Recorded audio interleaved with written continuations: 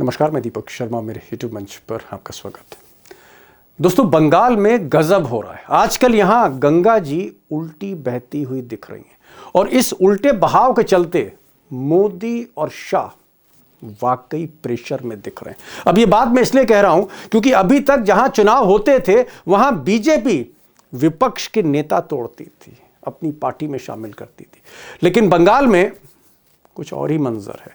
यहां ममता बनर्जी की नजर मोदी और अमित शाह के खास नेताओं पर है।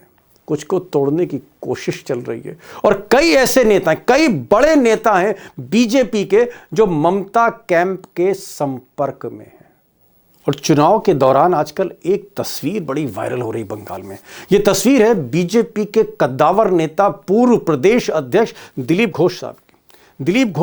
दिलीप घोष की पत्नी और ममता बनर्जी एक साथ बैठे हुए हैं और ये तस्वीरें खासकर बीजेपी के सर्कल में वायरल हो रही हैं।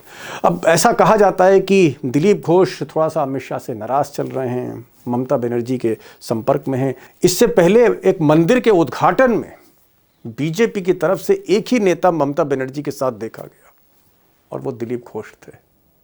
अब दोस्तों, मैं ये नहीं कह रहा हूं कि दिलीप घोष कल ही ममता बनर्जी की पार्टी ज्वाइन कर लेंगे, लेकिन इससे पहले ममता बनर्जी इस तरह के ऑपरेशन करती रही हैं, उसको अंजाम तक पहुंचाती रही हैं। जैसे मिसाल के तौर पर मोदी के सबसे खास, सबसे प्रिय बाबुल सुप्रिय, इनको बीजेपी से तोड़कर ममता बनर्जी ने टीएमसी में शामिल करा दिया और मोदी शाह देखते रह गए।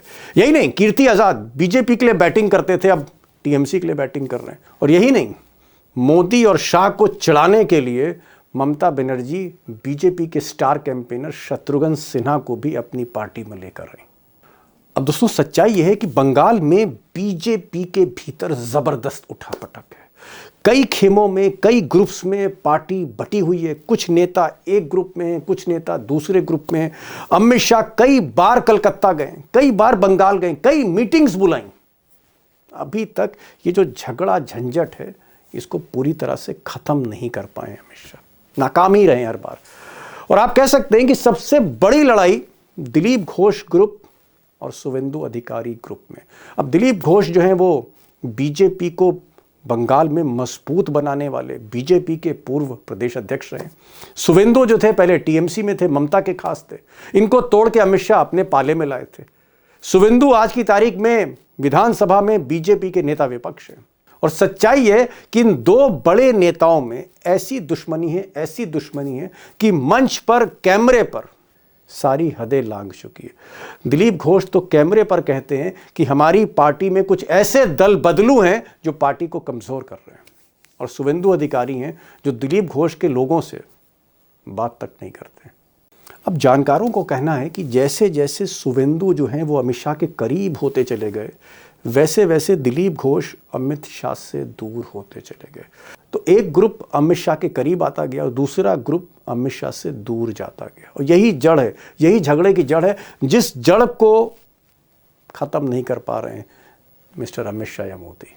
अब सवाल यह है कि क्या ममता बनर्जी बंगाल बीजेपी में फूट डाल रही हैं, नेताओं के बीच में फूट डाल रही हैं, और इस चुनाव में जो बड़ा निर्णायक चुनाव कहा जा रहा है, आप कह सकते हैं युद्ध स्तर पर जहां तैयारियां हो रही हैं दोनों तरफ से, क्या इस चुनाव में ममता बनर्जी बीजेपी के कई विधायक या फिर नेता तोड़कर टीएमसी में शामिल कर सकती हैं, या पलटवार में अमित शाह ममता के विधायक या नेता या मंत्री तोड़ सकते हैं और बीजेपी से टिकट देकर उनको चुनाव में उतार सकते हैं। और ऐसा काम अमित शाह करते रहे। बंगाल में ममता बनर्जी के कई नेता, कई मंत्री अमित शाह तोड़कर बीजेपी में लाए।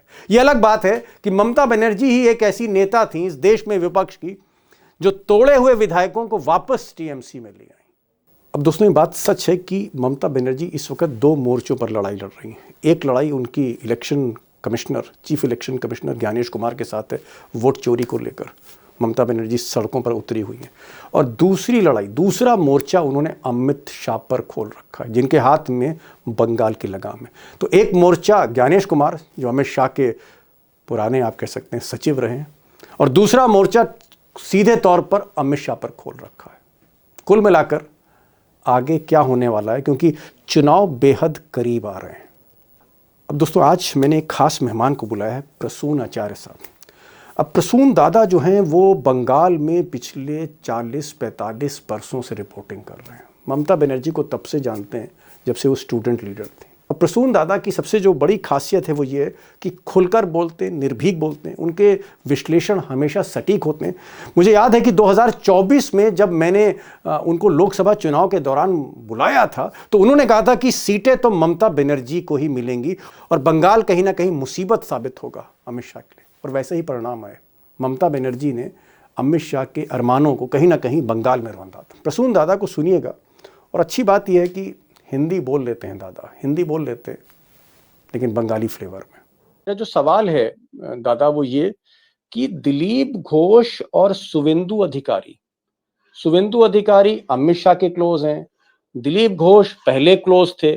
क्या ये जो दो बड़े नेता बीजेपी के बंगाल में, इन दोनों की आपस में नहीं बन रही, इन दोनों में लड़ाई है? अंदर की खबर क्या है? लड़ाई है, इतना लड़ाई है। चाहे प्राइम मिनिस्टर का 4 मीटिंग हुआ था बंगाल में, नॉर्थ बंगाल में भी और साउथ बंगाल में भी, कोई उद्घाटन समारोह और प्री इलेक्शन जो है, एक मीटिंग में भी दिलीप घोष को नहीं बुलाया शुवेंदु अधिकारी। Not in a single meeting, चाहे नॉर्थ बंगाल में हो, चाहे दमदम में हो, चाहे अलीपुरद्वार में हो, कहीं जाएगा।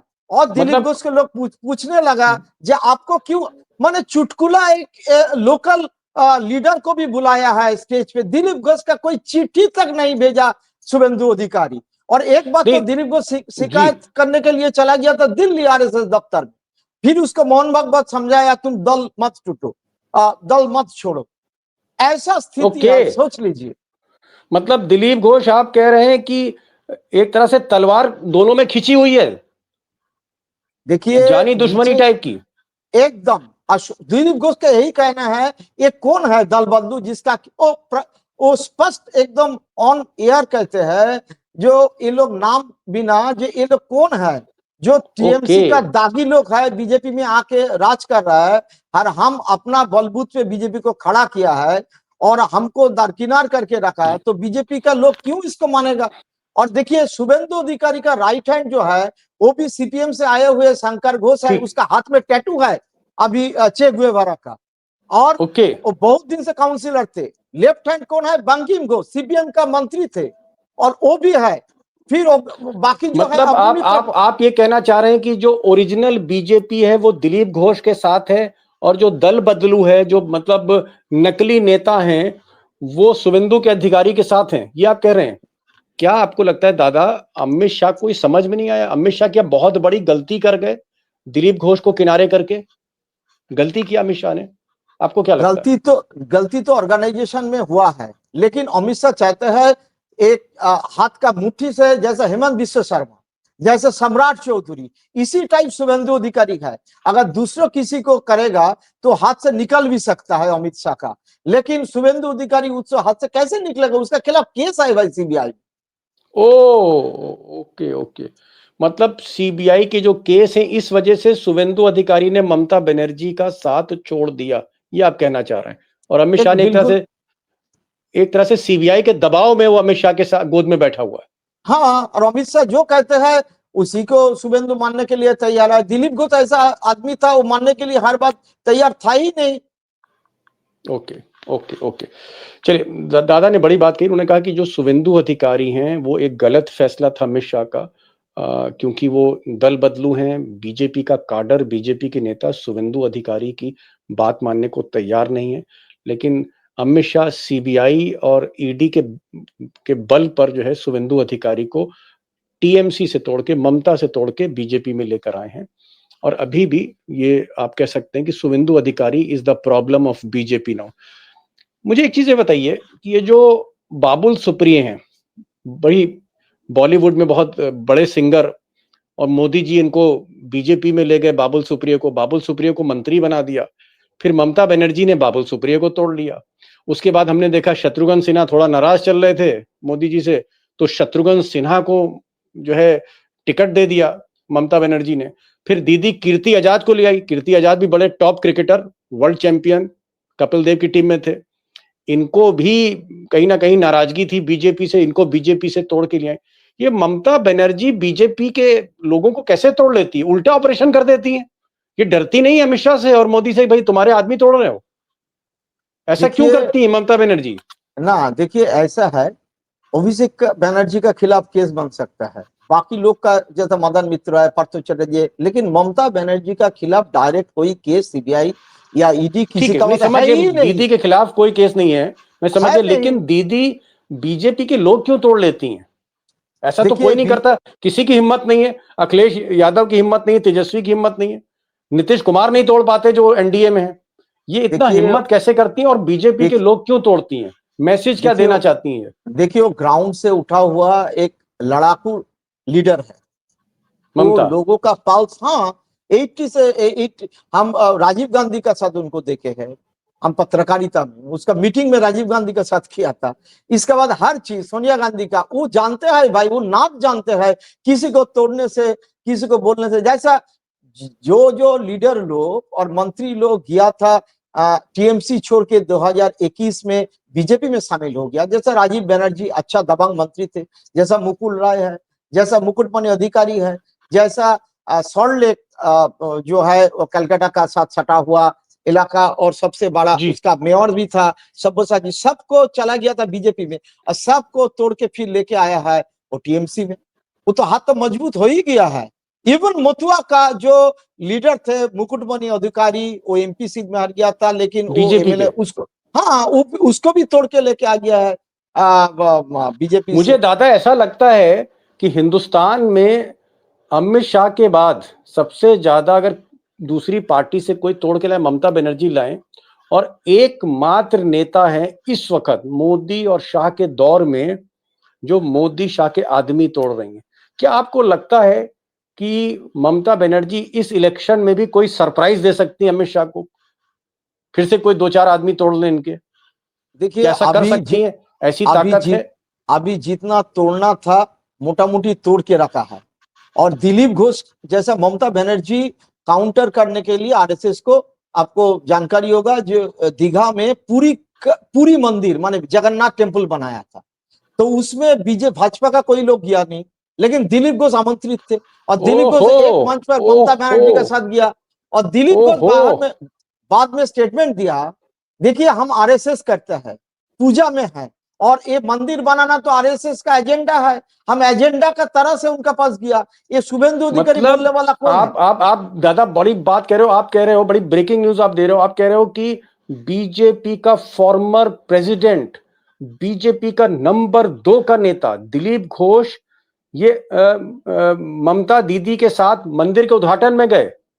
हाँ हाँ, बाद में उसको बुलाया, उसका पत्नी का साथ, वो सभी शादी किया इस उम्र में कुछ दिन पहले, पत्नी को भी लेके गया साथ में और फोटो भी खिंचाया। ममता बनर्जी डाल दिया फोटो अपना सोशल ओहो, अकाउंट में। ओहो, तो क्या मैं मानूं? अरे भाई, जब दिलीप घोष जो है वो दीदी के साथ आ गए, या मतलब आप कह सकते हैं उनके साथ फोटो खींच रही हैं, क्या आपको लगता है कि ममता बनर्जी काउंटर करेंगी? वो उनकी स्ट्रेटेजी का पार्ट है, वो मोदी और शाह को दिखाना चाहती कि मैं कम ताकतवर नहीं हूं, मैं तुमसे डरती नहीं हूं, मैं तुम्हारे आदमी तोड़ सकती हूं? क्या आपको लगता है ममता बनर्जी इस चुनाव में, जो बहुत निर्णायक चुनाव है, क्या ममता बनर्जी फिर कोई बड़ा खेल कर सकती, काउंटर कर सकती, काउंटर अटैक? देखिए अभी तो वो काउंटर अटैक, अभी एसआईआर का जो है वो काउंटर अटैक उसी में हो रहा है। बीजेपी का जो गेम प्लान था उसको नकार कर दिया। बंगाल में 80,000 प्लस बूथ है और 80,000 मान के चलिए बीएलओ है, और हर बीएलओ का पीछे बीएलए उसका जो एजेंट है लगा दिया है। और एजेंट होता है, आपको जानकारी होगा, लोकल एजेंट, बूथ एजेंट होता है। अभी बीजेपी शुभेंदु अधिकारी इलेक्शन कमीशन को चिट्ठी भेज के वो कानून चेंज कर दिया, कोई दूसरा जगह का भी एजेंट आके बीएलए बन सकता है, लेकिन फिर भी ममता बनर्जी डटे हुए है। कुछ वो एकदम ग्राउंड में उसका मुकाबला कर रहा है। और ऐसा है सिचुएशन, जैसा उसका हर जानकारी, माने बीजेपी के तो उसका आदमी है ही, जैसे अमित शाह करता था, क्या उसका स्ट्रेटेजी क्या है, दूसरों बड़ी क्या कर रहा है, डेली मेरा को रिपोर्ट बनता है।